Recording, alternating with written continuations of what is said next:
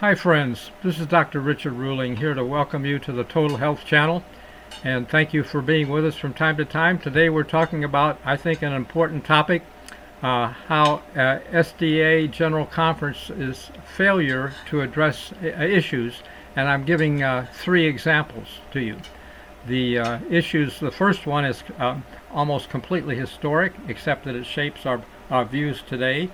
The second one is half and half, with issues that are impacting us more directly in the near future that will be huge. And the third one is all future, how the bridegroom comes and how we can be prepared for what Ellen White, prophetess for Seventh-day Adventists, said will be an overwhelming surprise. Okay, so first issue, 140 years ago, SDA pastors and preachers were preaching the Sabbath till they were as dry as the hills of Gilboa. That's what Ellen White said. And about that time in the late 80s, 1888, there was a message of righteousness by faith, that we cannot work our ways to heaven. A.T. Jones and E.J. Waggoner were pastors that enlightened the General Conference leaders, but somehow, sadly, the leadership was against that message. They were afraid of some issues. And so they, when Ellen White went with the two pastors, A.T. Jones and E.J. Waggoner, to camp meetings to help people understand it, they asked Ellen White to go to Australia, really to get rid of her. The thing that clued me also on this was the fact that Stephen, when he was being stoned in the book of Acts, chapter 7, forget what verse, maybe 45, said, which of the prophets did your fathers not persecute? And I thought, well, we must have persecuted Ellen White. And sure enough, you know, here's an elderly lady, old enough for Social Security if she was going to get any. Husband had died, asking her to go to Australia to get rid of her, you know, because she was trying to go to camp meetings with these pastors. Anyway, she came back about 10 years later, 1901, to appeal for church reorganization of the structure. And they voted it, and she praised them, and they loved to quote the praise of Ellen White from 1901, but they never did it. In 1903, they voted a hierarchical structure or organization like the Catholic Church has, with 5 levels. The Catholic Church has priests, bishops, archbishops, cardinals, and pope, and we have pastors and presidents of conferences, of unions, of divisions, and general conference pope. Some have called him that, refer to, because he travels the world like the Pope does and tells people what to do. Ellen White had in mind that people in South America, those heads of the unions, different countries, could get together and share what was working for them, because they're mostly dealing with Catholic people, same mentality, etc. So anyway, but she didn't want a changed hierarchical thing like the Catholic, and her response was, how has the faithful city become a harlot? That's in volume 8 of the Testimonies, page 250. She had previously said that, well, I'll get back to this later. So it was a sad situation, and I heard Mark Finley say, using a quote from 2 selected messages, page 390, that we cannot enter into any new organization, for that would be apostasy from the truth. He said that to address Conrad Vine's view of when the church was mandating a bad shot, we need to do parachurch stuff and support the local church. And Mark Finley said, well, there may be apostasy in the church, but the church is not in apostasy. Well, Ellen White had it different in 1903, because when they incorporated those changes in 1904, she said, how has the faithful city become a harlot? No, that was, she said, the apostasy, okay, which is developing and increasing, will continue till the Lord descends from heaven with a shout. That's in Special Testimonies Series B, number 7. I bought a copy at a camp meeting back about 1973 when I was working with the School of Health. I actually taught there for 4 years and had a great experience. But I bought this book, and I discovered about 15 years later that it had a name in the back of it, and I called him up one day and said, "Why is your name in the back of my book?" He said, "Well, I was custodian at the General Conference, and they called me up one day, said we have some extra books we don't need, and please stoke up the fire." They came down and tossed Special Testimonies Series B into the fire. And when they walked out, he choked the fire out and retrieved them and printed them under his own name.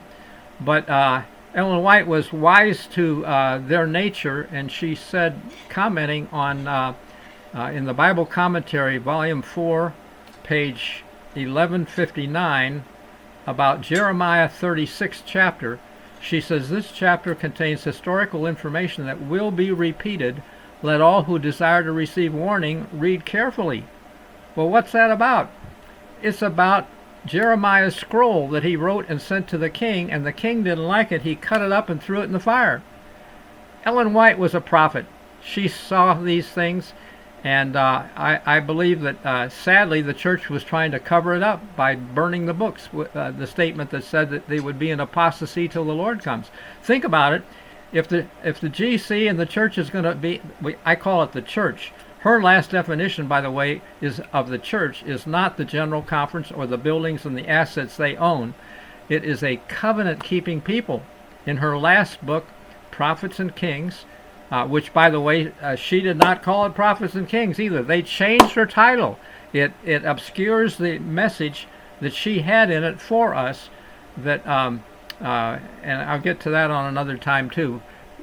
Stay tuned to this channel, subscribe, because I don't want to cover too many things. It's easy to go down too many rabbit trails sideways.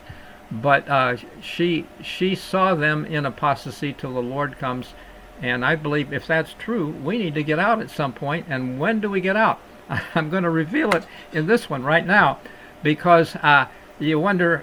Now this is the first example of the church historically in apostasy, and she saw it, and it would be there until the Lord comes.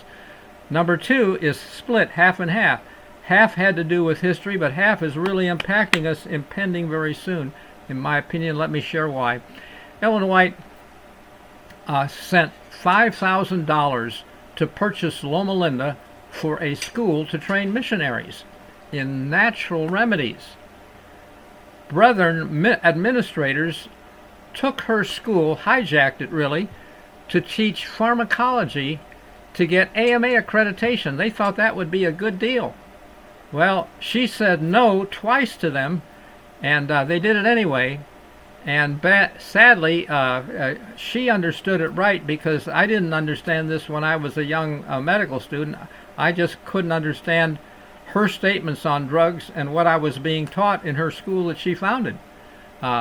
They didn't tell me the truth, that she didn't want it that way, but I just thought maybe it had to do with the fact that the drugs in her day were pure poisons, and today they're modified poisons.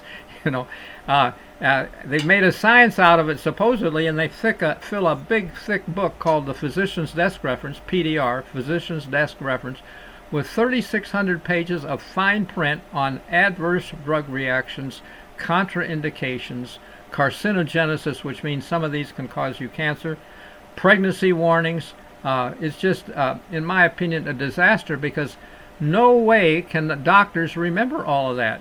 And I have a perfect example of that, truthfully, with former wife who had a bladder infection, and she didn't know what to do. She got impatient with uva ursi and herb and cranberry juice and so on. So she went to her doctor, got a prescription for Cipro. Wasn't my favorite.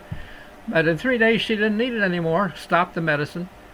But a few months later, a rash that looked pretty bad, and I said, you ought to see your doctor for that, for a blood test. He did a blood test and called her urgently, referring her to a hematologist who put her in the hospital for a bone marrow exam. He said she had no platelets in her bone. In her blood, and in the bone marrow didn't show any platelets in the bone marrow. And so the hematologist took out her spleen, still no better, treated her with high steroids and transfusions till she died of a stroke. Now, Ellen White's statement, curiously enough, about drugs was that in most cases they change the form and location of disease. Today we know it as an adverse drug reaction, My wife had a bladder infection but died of a stroke. It changed the form and location of the disease. Ellen White was a prophet, so good, accurately. It's just that I didn't know it till too late for her, basically. But I remarried a woman whose former husband died of the same antibiotic. And yet these drug companies suppress it, and the media don't tell you about it because they get all their ads. They're making millions from the drug companies' ads. Well, bad idea situation. So anyway, I'm seeing that drugs now are really identified accurately, not just by the PDR, but by the Bible. Okay, 2,000 years ago, a call to come out of Babylon, the confused systems of this world. It says, "Be not partakers of her sins, and you receive not of her plagues, for by her sorceries were the nations deceived." You know what the Greek word for sorcery is? It's a bad translation of pharmakia. The Greek word, pharmakia. We don't see sorceries today, but they're deceiving all nations with pharmakia, really, and we just think it's a bad, people don't know that drugs are bad. They think it's science. See your doctor. Ask your doctor for health care. Well, the former dean where I taught for 4 years had been in charge of pharmacology, the chairman of the department, and he had a PhD in pharmacology, and he can't share a statement with me that drug action always represents artificial interference with the natural functioning of the organism. In the widest sense of the word, every drug is by definition a poison. Pharmacology and toxicology are one. They're the same thing. And the art of medicine is to use these poisons beneficially. Now, how is that a great statement from a pharmacology textbook, Chapter 5, Mechanisms of Drug Action? I mean, this is huge in my opinion, that it isn't very good, because sooner or later, I worked emergencies a lot, room, and my worst situation was a little lady with a bag of pills, because you would never know exactly which pill was doing her problem, and you just treat her symptom and hope she's okay till she can see her doctor, and it's his responsibility. He gave them to her. So anyway, bottom line is that Revelation 18 is a fall to come out of Babylon. Okay, and when I see the idea of you might wonder how we get to I didn't tell you this. Ellen White, I told you she was a prophet. She had a vision of an earthquake at Loma Linda. Buildings, great and small, falling to the ground. Many lives were blotted out. It seemed that the forbearance of God was exhausted and the judgment day had come. Okay, this is in volume 9 of her Testimonies for the Church, page 92. And in 93 it was mentioning Judgment Day. Some readers see her report about San Francisco's earthquake and they think, oh, she's just talking about that. No, she was citing Zephaniah on page 95, Zephaniah 1:8, how God would punish the king's children in the day of the Lord's sacrifice, which is Passover. And so I'm seeing Passover as a time of judgment, and when that earthquake happens, I think that will be the time to get out of Adventism. I think we should share the issues right now with people. Try to talk to them, help them to see it, because they're under deception, and that's really the third area that I want to talk to you about, because the earthquake that's coming, I'm going to tell you how we get there. First of all, let me say that. When Christ was asked about the end of the world, in Matthew 24, verse 15, he said to understand the book of Daniel. And the book of Daniel, in chapter 8, verse 17, has a vision at the time of the end. Verse 20, it tells how the horns on the ram are the kings of Media and Persia. But it angers a goat that flies from the west with a great horn, and it smacks that ram, stomps it, breaks its horns. The horns are Medes and Persians that are today Iraq and Iran. And we've done Iraq. Iran just last year joined the battle against Israel. Ellen White had interesting insights on this, by the way, I think. She said Jerusalem is a representation of what the church will be if it refuses to walk in the light God has given. Well, in that was volume 8, page 67, and I'm going to put these links below in my description of the video. You can look for it. But she said later, page 247, we're not walking in the light, meaning the church is going to be like Jerusalem. So when we see Muslims taking Jerusalem, attacking it, in Zephaniah 14th chapter, it's the last chapter of Zechariah, verses 1 and 2, day of the Lord, like Paul says, the day of the Lord comes as a thief in the night. This is going to come as a thief in the night when Muslims attack Jerusalem, and it says the city will be taken, the houses rifled, women raped, half the city goes into captivity. But the Lord is, and by the way, they don't believe that Christ was God's son. Okay, they don't believe John 3:16, so they get Joel 3:16. Joel 3:16 says, the Lord will roar from Jerusalem, heavens and earth will shake, and the Muslims will flee. But the point is that earthquake that shakes heavens and earth is going to impact the whole world. Okay, and Loma Linda, sitting at the end of the San Andreas has 80 years overdue. The seismologists say it can be triggered any day. It could bring calamity tomorrow. I don't think it can bring calamity tomorrow. It will fit God's appointed times. He has appointed times for big stuff, and it will be coming when Muslims celebrate their capture of Jerusalem, and Allah has no son.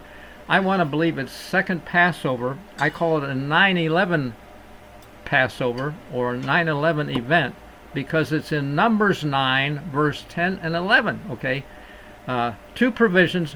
If an Israelite, for example, took a long journey and couldn't get back in time for Passover in April, he was not excused. He had to keep Passover a month later in May. And another example of this is when Christ said, no man knows the day or hour, but as the days of Noah. In the days of Noah, the flood came with Passover timing, but in the second spring month, because Noah had contact with a dead body. He buried Methuselah, whose name meant, when he dies, it will come. Methuselah, oldest man that ever lived, God didn't let him die until Noah was ready for the flood. After 120 years of preaching, flood was ready, come into the ark, and Noah entered the ark on the 10th day, the same day that a sacrifice was selected for Passover. When people didn't accept Noah's invitation, they were selecting themselves for a sacrifice, really. God's not arbitrary. He let people hear of the message and they could get in if they wanted. He was willing to spare them. But they thought, this is crazy. And some of what I'm telling you may sound like crazy, but hey, the devil knows what's coming, and he had a movie just like Outbreak before COVID come along, and it fit textbook because the devil knows what's being planned for us, and they mandated a bad shot in this country, sadly. Thank you, Biden, and gave $1 billion to the media to promote it so they won't report anything bad. You know, they want their billion. That's why we got a big lie from the government on that. But anyway, sorry, didn't mean to say that. Going on to the next topic, we really need to see that when God shakes the heavens and the earth, that it will also be the knock for the wedding in Luke 12. Luke 12:36, be ready when I come and knock that you open immediately. Blessed are those servants whom the Lord finds watching, which means being awake. And I believe that we will need to be awake in May at the Passover timing to be protected and to be blessed greatly. Christ said, blessed are those servants whom the Lord finds watching. He will gird himself, make them sit down to eat, and serve them. Well, that's what he did at the Last Supper at Passover. Passover timing are in the clues. So I believe that we can be greatly blessed. It says in verse 44, he will make him ruler over all that he has, the servant that is so doing. Since my name is ruling, I wanted to understand that, and that's not about me. It's really about 144,000 who are virgins in Revelation 14:4. They must be the wise virgins that get into the wedding, and we can do that if we understand Luke's wedding parable. And so if you like this, send me an email and I'll gift you a book that's digital copy. Just send me an email to ruling, last name RUHLING 7 at yahoo.com. Ruling, RUHLING 7 at yahoo.com. Nice talking with you. Thank you for considering this. I hope you understand it, and bye for now.